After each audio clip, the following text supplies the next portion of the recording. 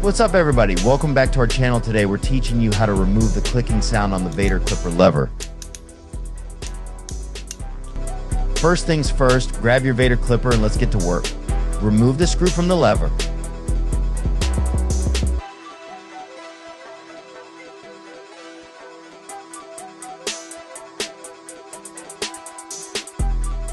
Pop out that screw from the lever.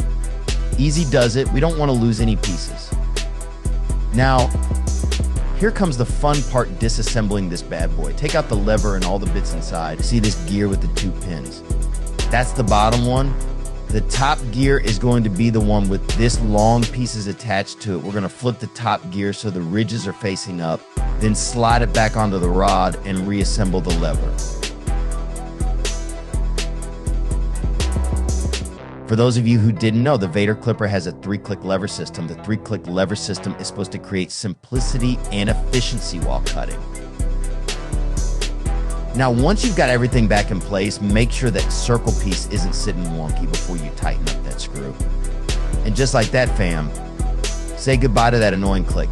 Your Vader clipper is going to be running smooth as silk.